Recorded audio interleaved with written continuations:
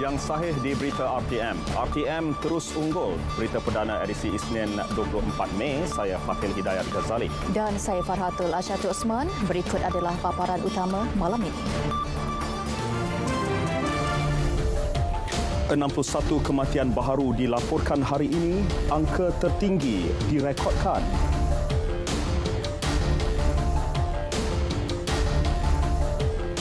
SOP PKP 3.0 lebih ketat bermula esok. Bendung penularan COVID-19.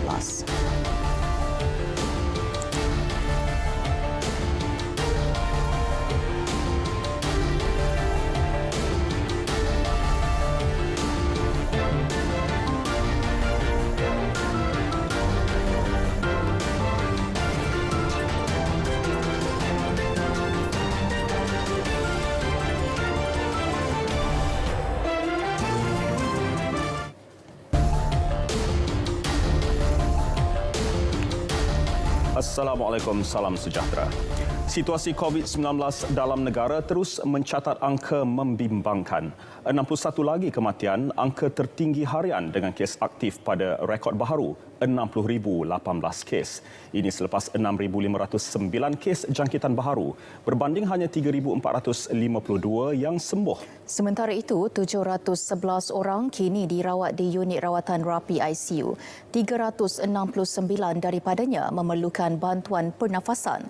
Berikut statistik harian COVID-19 dalam negara diikuti jumlah kes mengikut negeri.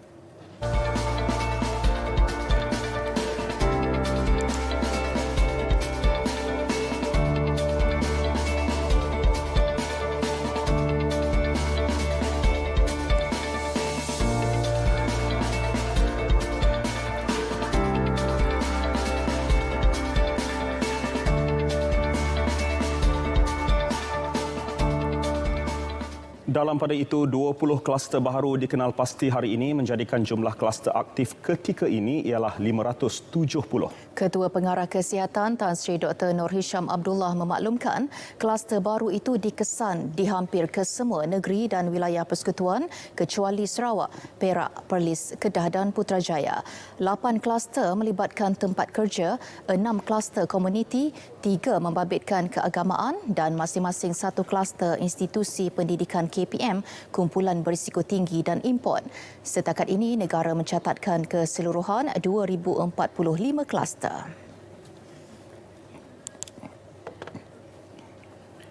Kadar penggunaan katil unit rawatan rapi ICU COVID-19 di Hospital Melaka menghampiri ambang amaran. 51 daripada 72 katil yang diperuntukkan telah diisi setakat semalam. Esko Kesihatan dan Antidadah Datuk Rahmat Mariman berkata keadaan itu memaksa katil tambahan ICU ditempatkan di wad biasa. ICU setakat ini untuk keseluruhan ICU di Hospital Melaka pesakit ada 145 pesakit ICU dengan jumlah katil 114, maknanya telah pun melepasi 127.2% ini semalam. Nak katakan kritikal sebab kita terpaksa set up katil ICU di dalam wad, bukan ICU yang sebenar ni. Kan? Datuk Rahmat bercakap pada sidang media khas di Air Molek. Setakat semalam juga, seramai 116 pesakit COVID-19 bergejala rendah telah ditempatkan di PKRC Pusat Dagangan Antarabangsa Melaka MITC Air Keroh, manakala 352 pesakit masih menunggu penempatan. Dalam pada itu, 7 lagi pusat pemberian vaksin PPV akan dibuka di Melaka bagi melancarkan proses pemberian vaksin kepada rakyat. 3 daripadanya mula beroperasi hari ini. Tindakan segelintir pihak menyebarkan dakwah tentang program imunisasi COVID-19 kebangsaan di Kelantan mengakibatkan ada individu yang mendaftar dengan program itu tidak hadir untuk menerima suntikan vaksin. Tegas Esko Kerajaan Tempatan, Perumahan dan Kesihatan Kelantan, Dr. Izani Husin, dakwah sama turut dibawa golongan terpelajar dan penceramah. KJS suruh vaksin, kita kata ni Yahudi. Kita kata buat ni, dia kata side effect. Kita kata gini. Tak tahu apa ya kita jadi suka sangat berlawan dengan KJS dalam benda-benda sabit dengan nyawa. Kalau sabit dengan politik lah gila nak balas 15 kali sehari pun. Kerana kita punya pandangannya berbeza. Tetapi untuk masyarakat, untuk masalah rakyat, untuk nyawa rakyat, untuk nyawa kita semua, sepatut semua kita bersatu hati menyekat penularan COVID supaya tidak pergi kepada orang lain juga. Jadi amu agak sangat, amu minta sangat tolong kepada rakyat keseluruhan mematuhi SOP dan juga sama-sama mempromosikan vaksin. Mengenai tahap pematuhan SOP di negeri itu, beliau menjelaskan ia masih berada pada tahap kurang memuaskan. Kecewa sikitnya apabila agenda KJS sudahlah demo tak tolong. Demo pula tolong bangkai, demo tolong hasut rakyat supaya jangan. Ini tak betul. Orang rakyat masih rendah supo. Orang kata rakyat atau rakyat supo. Ini rakyat kerana pun dia tak sebimai, dia tak sebimai. Kalau ni pula kita rakyat lah COVID lagu mana kita percaya. Satu hal juga. Percaya pula, ia warga tak kerti pula. Degil ni kalau kita kata degil dia memarah.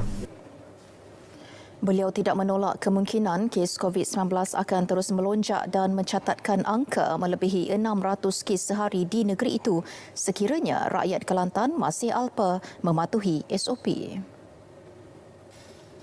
Dakwaan kes pemberian vaksin AstraZeneca kurang daripada dos yang sepatutnya sedang disiasat. Menteri Kesihatan Datuk Seri Dr. Adham Baba dalam satu kenyataan media menegaskan pihak kementerian memandang serius dakwaan tersebut yang tular di media sosial. Bagi memastikan kualiti pengendalian vaksin AstraZeneca berada pada tahap optimum, Kementerian Kesihatan KKM telah menetapkan arahan tambahan dalam SOP kepada semua pengendali vaksin di Pusat Pemberian Vaksin PPV. Ini termasuk memastikan penyuntik vaksin menunjukkan jarum suntikan yang telah diisi dengan vaksin mengikut kuantiti yang ditetapkan kepada penerima vaksin sebelum melakukan suntikan. Penyuntik vaksin juga perlu menunjukkan jarum suntikan yang telah dikosongkan kepada penerima vaksin selepas suntikan dilakukan. Polis akan melakukan pemeriksaan lebih terperinci di 13 sekatan jalan raya SJR sekitar Ibu Negara dan Putrajaya susulan pelaksanaan SOP PKP 3.0 yang lebih ketat bermula esok. Ketua Polis Kuala Lumpur, Datuk Azmi Abu Kasim berkata, setakat ini jumlah SJR tidak akan ditambah. Antara laluan yang bakal dilaksanakan SJR ialah di Jalan Sentul Pasar, di hadapan Balai Polis Kepong, Lebuh Raya Persekutuan menghala ke Ibu Negara, Jalan Kelang Lama, Jalan 2 Palang 27A Wangsa Melawati dan Jalan 1 Palang 91 Taman Shemelin Perkasa. Maknanya kita akan lebih rigor lah dalam kita pemeriksaan. Maknanya kalau kata untuk merentas you mesti mendapatkan surat kebenaran polis dan sebagainya, kita akan make sure atau kita insist surat itu mesti ada. Kalau sebelum ni mungkin kita ada sedikit kelonggaran. Last Saturday kita dah perketatkanlah dia. Mana-mana yang syarat-syarat baru yang telah ditetapkan oleh MKN tu, so kita harap masyarakat di Kuala Lumpur ni, warga Kuala Lumpur akan mematuhinya dengan apa, dan kita akan pastikan pematuhan itu. Sementara itu, orang ramai termasuk peniaga yang ditemui menyambut baik pelaksanaan SOP lebih ketat bagi membendung penularan COVID-19. Bagi mereka, ia lebih baik daripada PKP menyeluruh yang boleh menjejaskan ekonomi dan kehidupan rakyat. Macam makcik kan, mencari rezeki hari-hari. Kan, kalau lockdown, jadi katalah 2 minggu tak dapat apa kan, tak ada apa.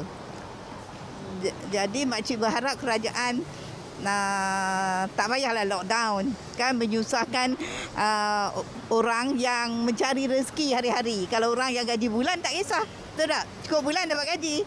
Kita kena ikut SOP lah. SOP kita kena jaga. So apa kerajaan beri arahan, kita kena ikut lah. Kalau diperketatkan lah. So kalau kerajaan kata diperketatkan, kita kena patuh SOP lah. Pandangan saya, kalau setakat 8 pagi hingga 8 malam cukuplah tu kan. Cukup untuk kita hadapilah COVID ni. Tapi kalau nak buat lockdown sepenuhnya, susahlah. Macam saya OKU nak cari makan, melukis kan. Dan susah untuk orang lain nak berniaga kecil-kecil pun susah. Apatah lagi perniagaan besar-besar kan. Saya nak bayar sewa bilik lagi kan. Kalau full lockdown, Saya nak makan macam mana? Saya nak bayar bilik sewa. Sewa rumah yang macam kami ni, tiap-tiap bulan kena bayar. Jadi, income tak ada, macam mana? Kena halal dengan tuan rumah lah. Kalau dia orang kaji benda ni kan, efek dia dekat macam rakyat macam mana, peniaga macam mana, pengilang macam mana. Jadi kena kaji benda ni. Bermula esok, langkah mengetatkan SOP PKP 3.0 dibuat melalui dua strategi, iaitu arahan bekerja dari rumah serta mengahadkan waktu operasi perniagaan. Waktu operasi perniagaan antaranya bagi pusat beli belah, kedai serbaneka, gerai, dobi dan stesen minyak ditetapkan dari 8 pagi hingga 8 malam berbanding 6 pagi hingga 10 malam sebelum ini. Peniaga dan penjaja kecil lega apabila kebenaran masih diberi untuk mereka meneruskan perniagaan. Meskipun SOP diperketat, kebenaran meneruskan operasi sekurang-kurangnya tidak terlalu menjejaskan perniagaan mereka. Biarpun masa perniagaan terhad, namun operasi masih boleh dijalankan dan mereka tidak kehilangan sumber pendapatan. Operasi rasanya tak ada masalah kot, sebab kita orang pun operasi pada pukul 10 pagi hingga 7 petang. So tak ada masalah, cuma yang problemnya bila nak rentas daerah tu lah. Sebab saya duduk Yasin, so bila saya nak rentas daerah pergi ke sini tu agak leceh sikit lah, tu je lah. Tapi bab operasi apa untuk bekerja tak ada masalah, so far alhamdulillah okey lah. Tapi ni dah tak boleh dine-in, jadi agak berkurangan lah kita orang punya pendapatan kan. Lagi sekarang pula dari pukul 8, mulai besok kan 8 pagi ke 8 malam.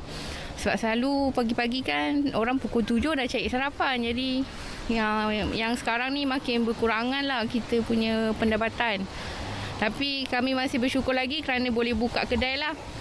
Berbanding yang PKP 1.0 langsung kita tidak dibenarkan kan. Peniaga komited untuk memastikan SOP ketat dilaksanakan di setiap premis dalam usaha mengelak tercetusnya kluster baru di Melaka.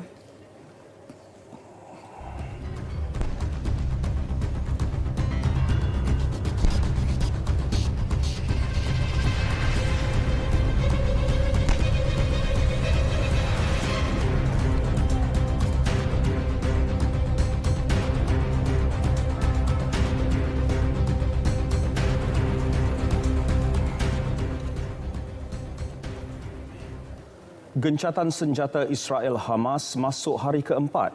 Dalam perkembangan terbaru, Mesir yang merintis gencatan senjata itu mahu tempoh bertenang di Gaza dilanjutkan. Bagi tujuan itu, kumpulan perunding yang digerakkan Kahirah dilaporkan telah berhubung dengan wakil rejim Zionis dan pejuang Hamas. Turut dirangka pertemuan dengan kerajaan Jordan bagi menghidupkan semula proses damai Asia Barat.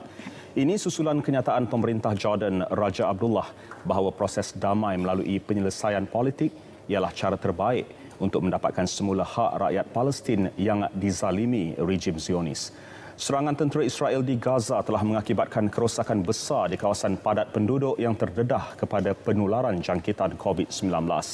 Ia diburukkan lagi dengan kerosakan pusat ujian COVID-19 akibat bedilan tentera Zionis. Kemudahan itu satu-satunya pusat ujian COVID-19 yang terdapat di Gaza. Serangan turut mengakibatkan beberapa doktor dan pegawai kesihatan cedera.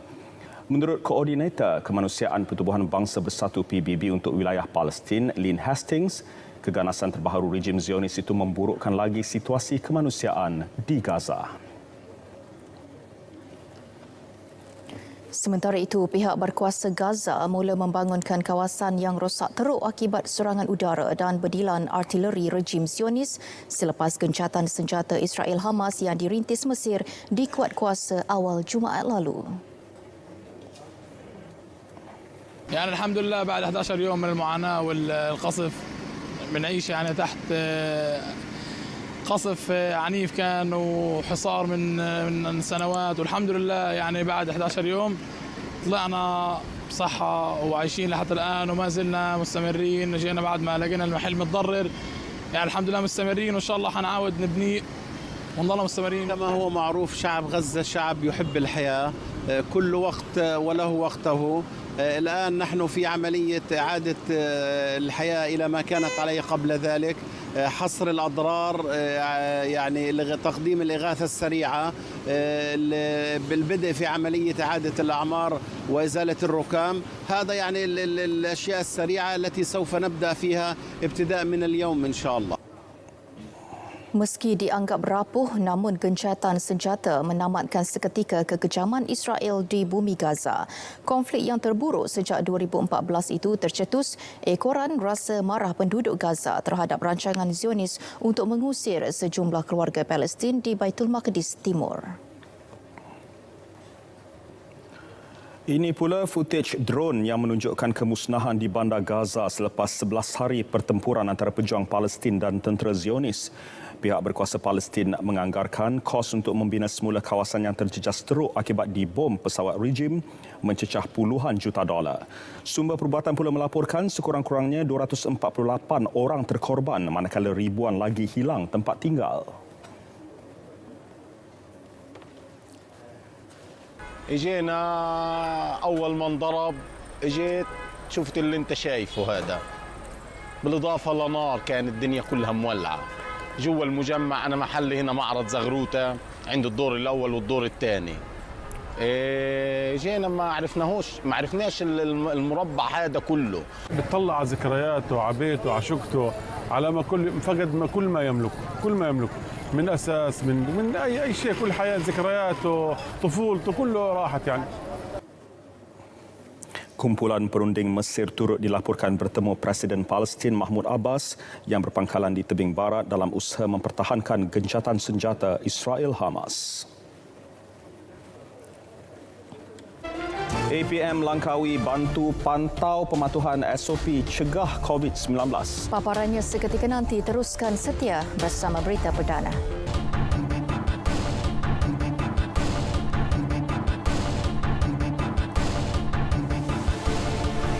Impak negatif tidak dapat dielak jika sektor ekonomi ditutup sepenuhnya dalam tempoh pelaksanaan PKP 3.0. Bagaimanapun, Ketua Ekonomi Bank Islam Dr. Muhammad Afzal Nizam Abdul Rashid berpendapat gangguan kepada ekonomi bersifat jangka pendek dan dijangka beransur pulih apabila kes baru COVID-19 semakin berkurangan.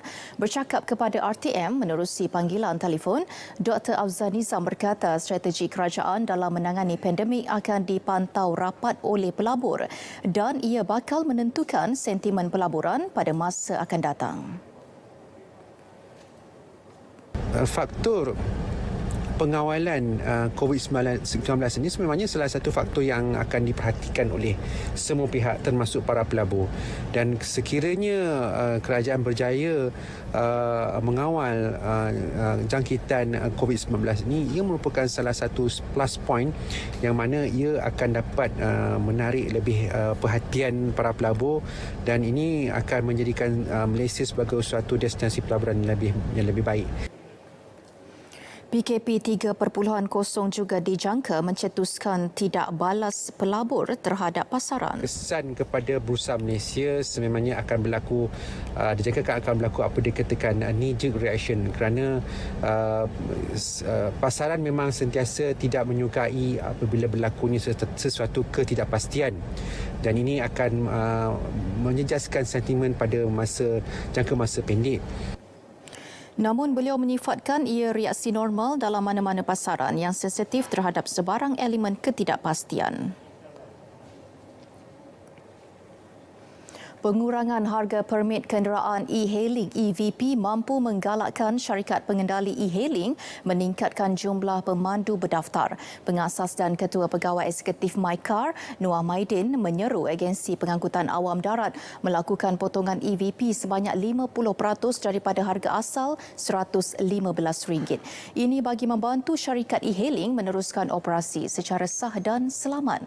Cadangan itu wajar diambil kira kerana pendapatan pemandu dan pengendali e-hailing terjejas akibat pandemik COVID-19.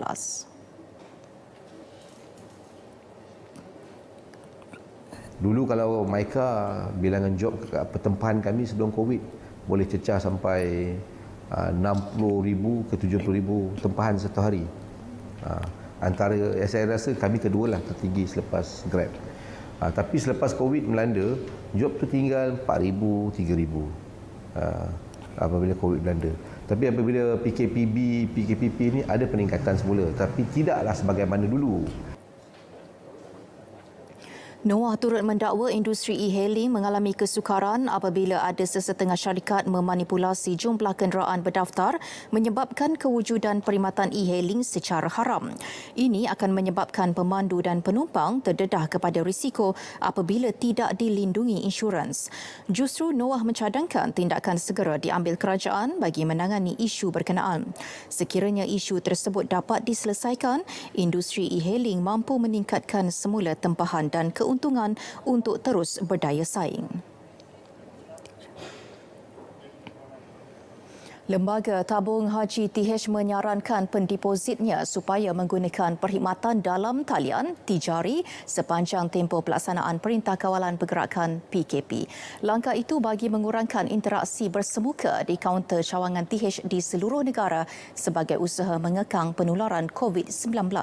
Menerusi satu kenyataan, Pengarah Eksekutif Operasi Tabung Haji Mustaqim Muhammad berkata, tijari yang dilancarkan pada awal tahun lepas memudahkan pendeposit melakukan transaksi dan menerima perkhidmatan TH secara dalam talian seperti menyemak akaun, mencetak penyata, pindaan wang dan perkhidmatan berkaitan haji. Pendeposit juga boleh melakukan transaksi di mesin pengeluaran tunai, mesin deposit tunai dan perbankan internet 4 rakan strategik TH iaitu Bank Islam, Bank Rakyat, Maybank dan CIMB Bank. Selain itu, pengguna kini boleh melakukan pindahan simpanan dari mana-mana bank ke dalam akaun TH melalui FPX secara dalam talian dan masa nyata tanpa perlu hadir ke cawangan TH melalui tijari. Bertanggungjawab memantau pematuhan SOP, membuat teguran dan menasihati orang ramai dalam usaha mengekang penularan COVID-19. Itu yang dilaksanakan Angkatan Pertahanan Awam APM Daerah Langkawi dalam usaha membantu mendisiplinkan masyarakat tempatan. Laporan wartawan Muhammad Najib Masyur. Kekuatan sehingga 50 anggota dari Angkatan Pertahanan Awam APM Daerah Langkawi kini digerak sebagai skuad ejen basmi COVID-19 ABC-19. Ia bertujuan membantu pihak berkuasa menangani ancaman virus pembunuh itu yang kian menular dalam negara. Pegawai Pertahanan Awam Daerah Langkawi, Kapten PA Ahmad Syafikri Darus berkata, operasi skuad itu diselaraskan Sekretariat Pengurusan Bencana Peringkat Daerah Langkawi.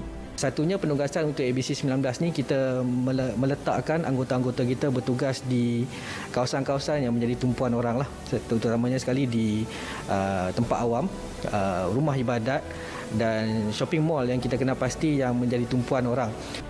Pemantauan dilakukan di kawasan tumpuan awam seperti Terminal Feri di Kuah, premis perniagaan serta kawasan riadah. Sementara itu, Pusat Kawalan Operasi Daerah PIKOD Langkawi bersiap sedia sepenuhnya menerima sebarang panggilan kecemasan 24 jam sehari. Bila kita ambil pesakit apa semua tu, hanya seorang saja yang dibenarkan ikut waris daripada pesakit. Kemudian kita bawa ke hospital, selesai di hospital, kita akan membasuh cuci tangan apa dululah di hospital. Kemudian kita balik, kita akan buka semualah, set up balik apa semua dan kita spray sanitizer lah untuk mengelakkan daripada COVID-19 itulah. Skuad ABC-19 turut menyantuni orang awam dengan membuat hebahan dan makluman berkaitan COVID-19 di taman perumahan dan perkampungan. APM turut berperanan sebagai urus setia dalam usaha membantu masyarakat khususnya warga emas mendaftar sebagai penerima vaksin COVID-19. Hakikatnya beginilah rutin harian yang perlu dilaksanakan oleh Angkatan Pertahanan Awam APM Daerah Langkawi khususnya dalam terus memberikan kesedaran kepada masyarakat.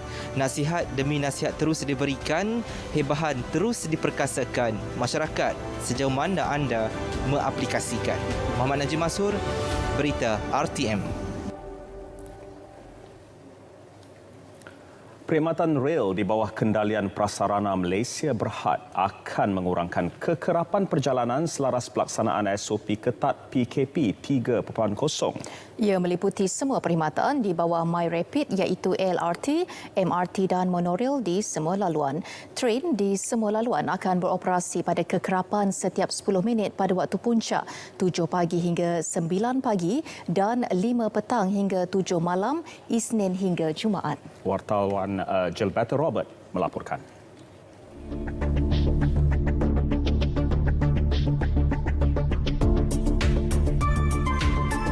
Di luar waktu puncak, perkhidmatan rel akan beroperasi pada kekerapan 30 minit.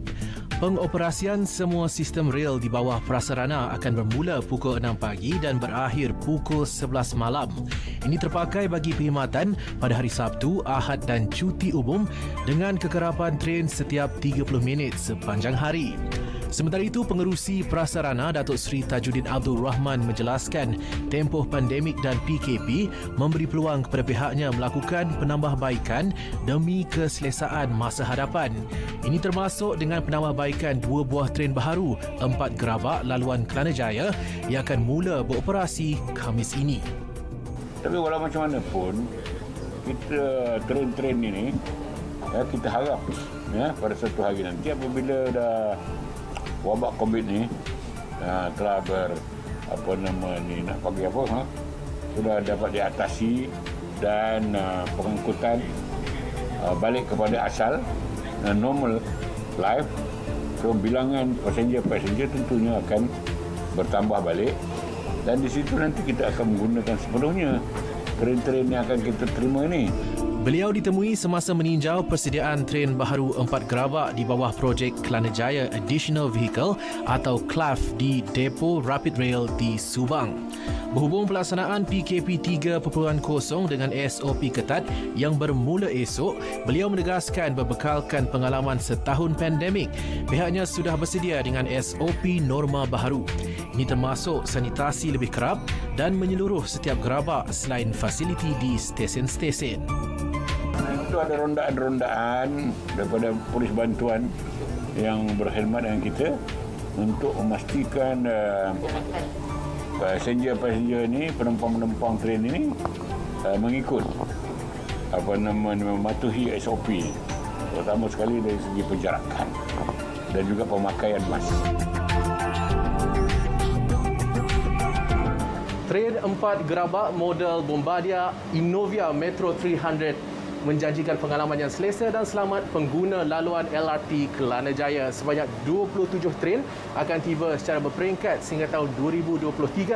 Tempoh pandemik ini dijadikan pihak prasarana sebagai waktu untuk menambah baik mutu perkhidmatan rel di Lembah Kelang. Jabat Robert, Berita RTM. Pasti ada yang boleh dipelajari skuad Harimau Melaya selepas tunduk kepada Kuwait semalam. Ya, untuk laporan sukan, kita akan bersama Alif Ashraf. Silakan. Alif. Harimau Melaya belajar daripada kekalahan semalam. Lille kembali curi tumpuan dunia selepas 2011.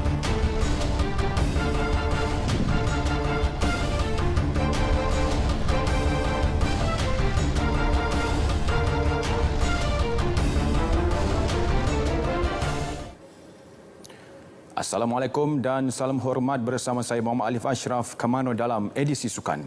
Kekalahan skuad Harimau Melaya kepada Kuwait dalam aksi persahabatan semalam memberi pengajaran berguna buat pasukan menjelang aksi kelayakan pusingan kedua Piala Dunia 2022 Piala Asia 2023. Dalam perlawanan tersebut, skuad kebangsaan tewas 1-4 di Stadium The Seven Dubai, Emiriah Arab Bersatu, UAE. Selain menjadi medan menilai keupayaan setiap pemain, perlawanan di Stadium The Seven itu memberi peluang kepada Cheng Ho menentukan kombinasi terbaik menjelang cabaran sebenar bulan depan. Skuad Harimau Melaya akan menentang UAE pada 3 Jun, Vietnam pada 11 Jun dan Thailand pada 15 Jun dalam saingan pusingan kedua kumpulan G kempen kelayakan Piala Dunia 2022 Piala Asia 2023. Terdahulu, Kuwait ternyata lebih garang apabila memperoleh gol pertama pada minit ke-21 menerusi Ahmad Aldi Ferry selepas Muhammad Farizal Malias gagal menyekat percubaannya. Bagaimanapun, penyerang naturalisasi Malaysia Guilherme de Paula menyamakan kedudukan selepas menerima hantaran lintang daripada Corbin Ong 7 minit kemudian. Pada aksi babak kedua, Kuwait terus menambah jaringan menerusi Fahad Al-Hajri pada minit ke-55, Shabaib Al-Khaldi minit ke-61 dan Fahad Al-Labraim minit ke-68. Selepas ini, skuad Harimau Malaya bakal mengharungi satu lagi perlawanan persahabatan menentang Bahrain di Manama pada Jumaat sebelum kembali ke Dubai bagi menghadapi aksi kelayakan pusingan kedua Piala Dunia 2022 pada Asia 2023. Sementara itu, Ketua Jurulatih Harimau Malaya Tan Cheng Ho akui masih banyak perlu dibaiki menjelang aksi sebenar pada bulan depan.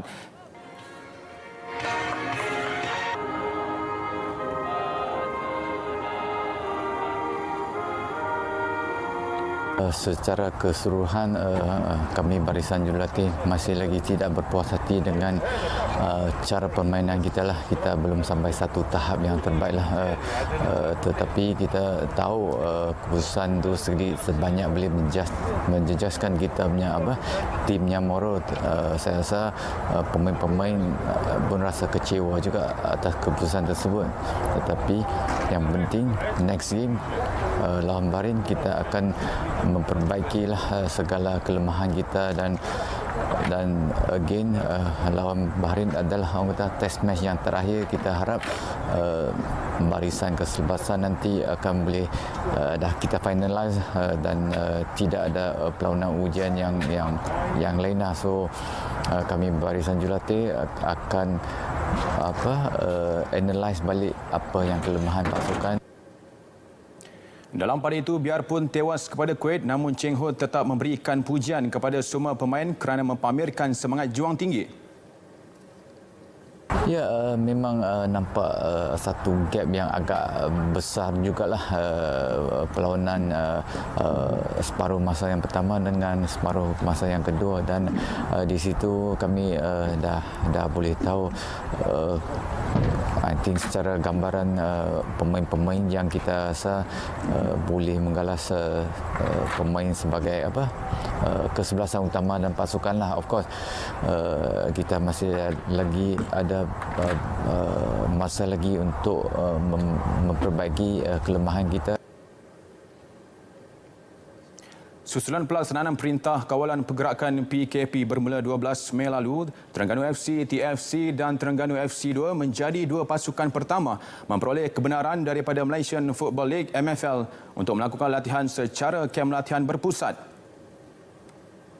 Kedua-dua pasukan akan berkumpul di kem pengangkap Tengku Muhammad Ismail bermula hari ini sehingga diumumkan nanti berdasarkan tempoh PKP ditetapkan kerajaan. Bagi Ketua Jurulatih TFC Nafuzi Zain, perkara tersebut menjadi satu berita gembira buat pasukannya dalam persediaan menghadapi Piala AFC bermula 30 Jun hingga 6 Julai bagi saingan kumpulan I di Singapura. Sementara itu, Ketua Pegawai Eksekutif MFL Dato' Abu Ghani Hassan berkata pihaknya dengan kerjasama Majlis Keselamatan Negara MKN dan Kementerian Kesihatan Malaysia KKM, keputusan mewujudkan kem latihan berpusat adalah antara usaha mengekang penularan wabak COVID-19 yang semakin serius di negara ini. Dalam pada itu, beliau turut memaklumkan akan memastikan pemain serta pegawai patuh segala SOP yang ditetapkan agar kebenaran diberikan oleh MFL tidak ditarik balik. Saudara, sebentar tadi telah pun masuk waktu solat fardu isyak bagi Kuala Lumpur dan kawasan-kawasan yang sewaktu dengannya. Selamat menunaikan solat fardu isyak. Warga Majlis Sukan Negara MSN dikejutkan dengan berita sedih pada hari ini apabila kehilangan salah seorang bekas pegawainya yang banyak berjasa. Bekas Komandan Kem dan Jurulatih Jasmani McLean Amzah disahkan meninggal dunia di Hospital Serdang awal pagi tadi akibat COVID-19 pada usia 74 tahun. Dilaporkan Allahyarham McLean dan keluarganya telah dijangkiti COVID-19 sebelum Aidilfitri namun menghidapi komplikasi lain sehingga menghembuskan nafas terakhir. McLean yang dikenali dengan panggilan Daddy dalam kalangan atlet negara menjadi Komandan Kem Kontijen Negara Sukan Asia Hiroshima 1994, Sukan C 1995, Sukan Olimpik Atlanta 1996, seterusnya sehingga beliau menamatkan tugas di MSN. Jenazah diuruskan oleh Unit Amal Hospital Serdang dan wakil keluarga Allahyarham sebelum dikebumikan di Tanah Perkuburan Islam Bandar Tun Husin On Ceras. Bagaimanapun, orang ramai tidak dibenarkan untuk menghadiri majlis pengkebumian tersebut berikutan SOP yang telah ditetapkan. Seluruh warga sukan terutamanya MSN mengucapkan salam takziah kepada keluarga Allahyarham. Semoga Allahyarham ditempatkan dalam kalangan orang-orang yang beriman. Berita kehilangan Allahyarham Maclean Hamzah turut mendapat perhatian Persatuan Penulis-Penulis Sukan Malaysia SAM. Bagi SAM, ia adalah satu kehilangan besar khususnya kepada warga sukan negara. SAM dan juga seluruh warga Kewatuan Sukan Malaysia, saya ingin mengucapkan takziah dan merakamkan rasa duka cita atas kehilangan dan juga pemergian Allahyarham Maclean Hamzah yang telah pun banyak melabur jasa kepada sukan negara, khususnya kepada MSN sebagai camp komandan dan tulang belakang kepada program-program wajib diri untuk memperkasakan atlet kita selama ini. Maclean meninggal dunia pada usia 74 tahun akibat COVID-19. Beliau pernah berkhidmat di MSN pada 1991 sebagai penolong pegawai belia dan sukan dan bersara wajib pada 2014. Yayasan Kebajikan Atlet Kebangsaan YAKIB terus cakna terhadap ahlinya. Tidak terkecuali legenda bola sepak era 80-an dan 90-an Azhar Sharif yang kini hidup dalam serba daif. Pengerusi YAKIB Datuk Nurul Arifin Abdul Majid berkata pihaknya tidak pernah meminggirkan Azhar, malah telah memberikan bantuan RM300 sebulan bagi tempoh setahun kepada bekas pemain yang pernah membantu Malaysia menjuarai Pesta Bola Merdeka 1986 selain bantuan bil hospital sejak tahun 2012.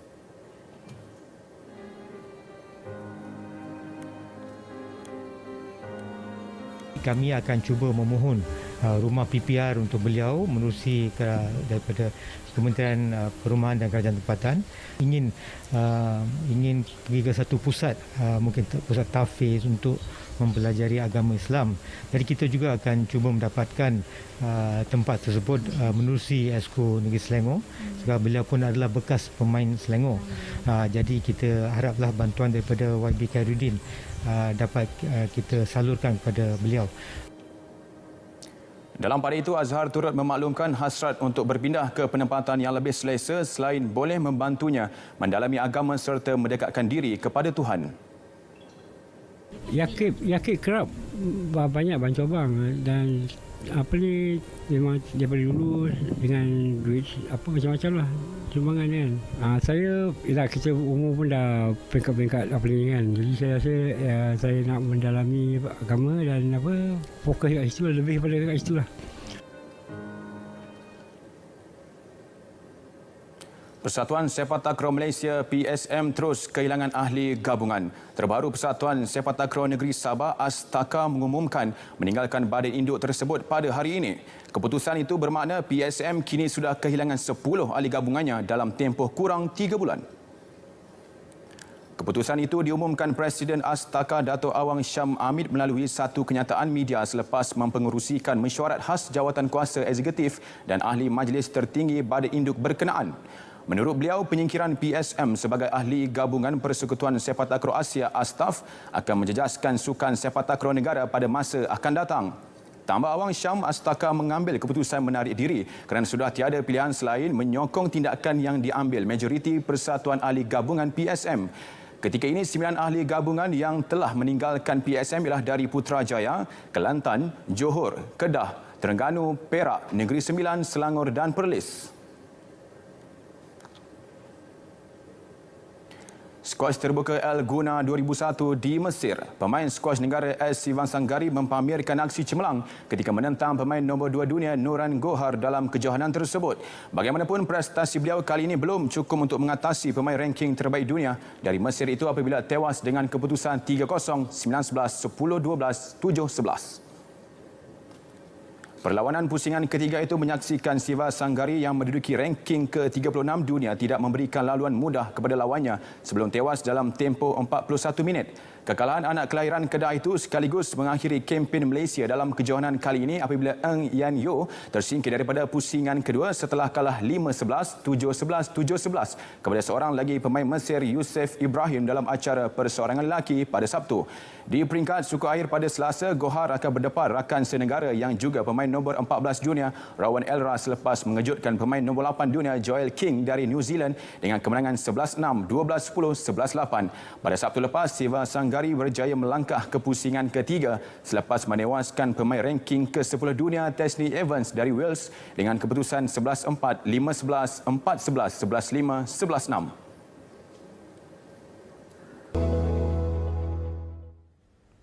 Assalamualaikum dan salam sejahtera. Pada ketika ini, negara kita masih lagi menerima pengaruh angin daripada arah barat daya memasuki ke rantau negara kita dengan kelajuan yang agak sederhana, sekitar 20 hingga ke 30 km sejam. Tetapi di kawasan perairan yang latitude yang lebih tinggi, angin bertiup dengan agak kencang. Pada petang tadi, Met Malaysia telah pun mengemaskini amaran angin kencang serta bergelora kategori pertama kepada kategori kedua melibatkan kawasan perairan Phuket. Bagi kategori pertama masih lagi berkuat kuasa melibatkan kawasan perairan Samui, Condor, Reef North, Nelayan dan juga Palawan. Yang mana dalam tempoh ini, angin bertiup dengan agak kencang melebihi 50 km sejam dan ketinggian ombak juga boleh mencapai 4.5 meter. Dan keadaan ini adalah berbahaya kepada bot-bot kecil serta sukan dan rekas laut. Amaran ini berkuat kuasa sehingga ke 27 Mei 2021. Baiklah, seterusnya kita akan beralih ke paparan gempa radar bagi melihat apa yang berlaku sebenarnya pada ketika ini. Di semenanjung Malaysia, alhamdulillah kebanyakan negeri dalam keadaan baik, tiada hujan yang berlaku kecuali hujan di satu tempat kini sedang berlaku melibatkan di daerah Johor Bahru dan juga Kota Tinggi di negeri Johor. Begitu juga di bahagian pedalaman di negeri Sembilan dan juga pesisir pantai negeri Pahang. InsyaAllah hujan ini akan beransur reda tidak lama lagi. Keadaan yang berbeza berlaku di negeri Sabah. Pada ketika ini, hujan beserta ribut petir kini sedang berlaku di kebanyakan tempat melibatkan di bahagian Kudat, di bahagian pantai barat dan juga di bahagian pedalaman. Begitu juga di negeri Sarawak melibatkan di bahagian Limbang, di bahagian Kapit, Seri Aman dan juga di bahagian Bintulu. Keadaan lembap ini kita jangkakan boleh berlanjutan sehingga ke awal pagi nanti. Di bahagian-bahagian lain tiada hujan yang berlaku pada kini. Tetapi menjelang ke awal pagi nanti, kita jangkakan hujan beserta ribut petir masih lagi berpotensi untuk berlaku melibatkan di bahagian Miri dan juga di bahagian Bintulu serta di bahagian Mukah kerana hujan yang berlaku di kawasan perairan Sarawak ini dijangkakan ianya akan perlahan bergerak memasuki ke kawasan daratan di negeri Sarawak. Dan oleh kerana kita berada pada fasa monsun barat daya, angin barat daya bertiup memasuki ke rantau negara kita dengan keadaan atmosfera yang lebih kering dan kelembapan udara yang rendah. Taburan hujan juga rendah dan cuaca panas juga biasa berlaku pada monsun ini. Jadi, anda semua dinasihatkan agar tidak membuat pembakaran terbuka. Elakkan buang puntung rokok rata-rata. Menyimpan bekalan air secukupnya, menggunakan pelitup muka yang bersesuaian, memperbanyakkan minum air, ikut arahan pihak berkuasa dan dapatkan rawatan jika perlu.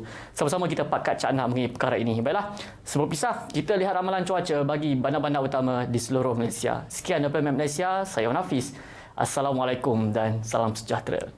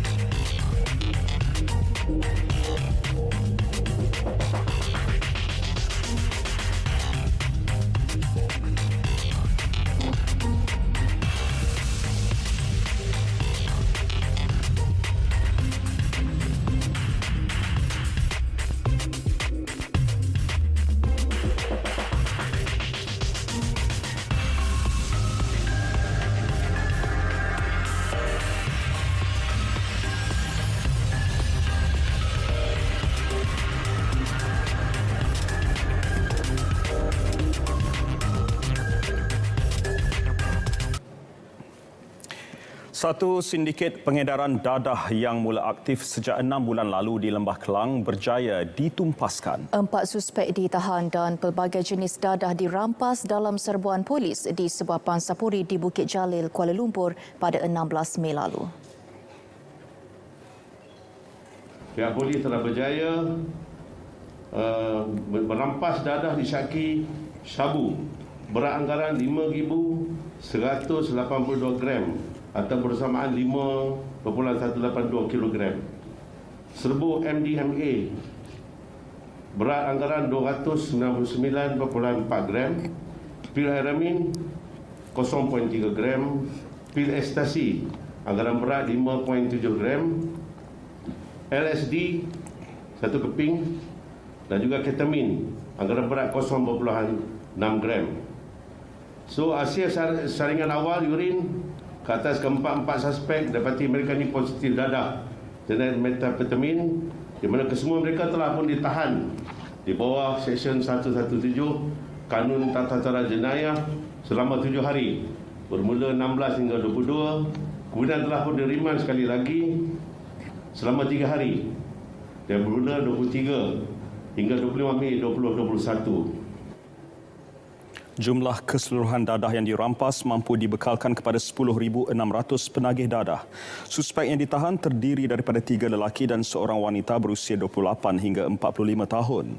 Kes disiasat mengikut Seksyen 39B Akta Dadah Berbahaya 1952.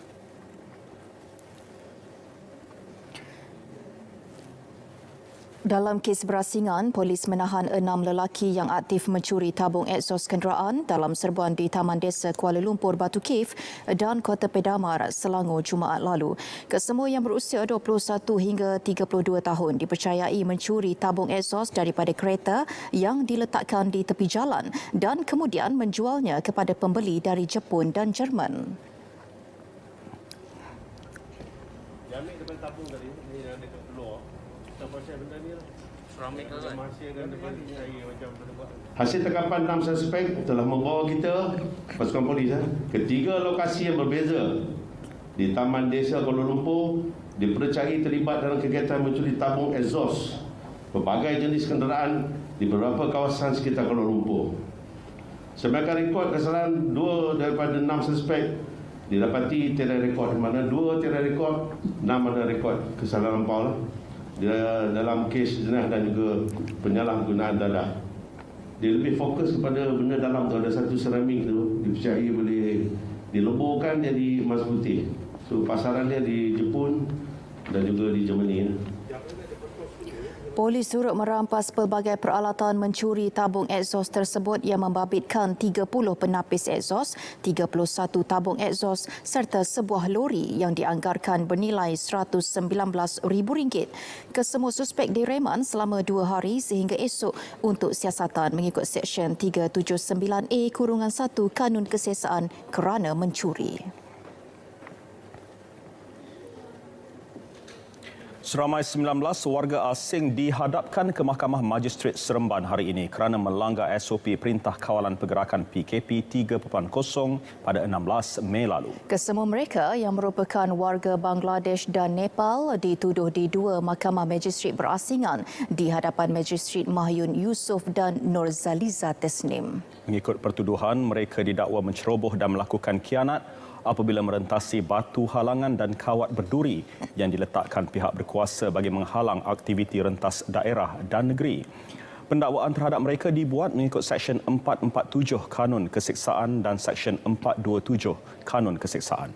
Pendakwaan dikendalikan Timbalan Pendakwa Raya Nurul Muhaimin Muhammad Azman dan Hafizah Zainul Hashimi. Magistrate kemudiannya menetapkan jaminan antara RM2,000 hingga RM5,000 bagi setiap tertuduh. Sebutan semula kes ditetapkan pada 15 Jun depan bagi lantikan jurubahasa. Terdahulu, kesemua warga asing berusia antara 20 hingga 42 tahun itu ditahan polis daerah Nilai menerusi op pematuhan COVID-19 berhampiran sempadan Nilai Kajang.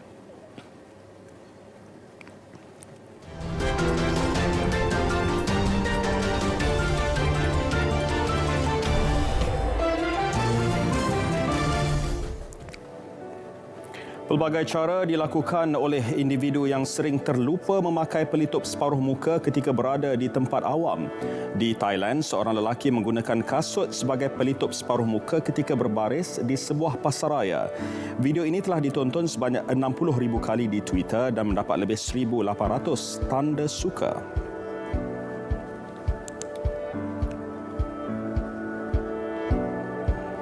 Seorang lelaki OKU, Ahmad Mosabeh, dianggap sebagai wira apabila menyelamat dan menjaga kucing-kucing terbiar di sekitar Gaza.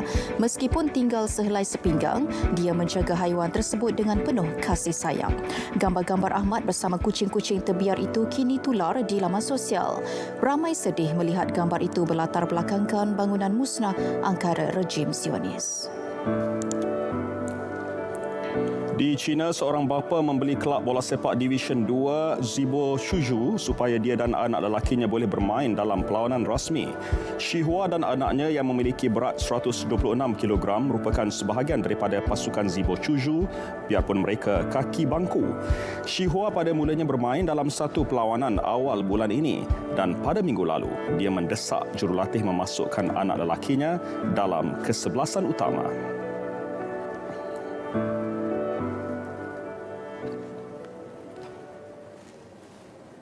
Ya, paparan hashtag itu menutup berita perdana edisi 24 Mei. Pastikan anda sentiasa mematuhi SOP untuk memutuskan rantaian jangkitan COVID-19. Dan teruskan berdoa untuk keselamatan rakyat Palestin. Assalamualaikum. Salam sejahtera.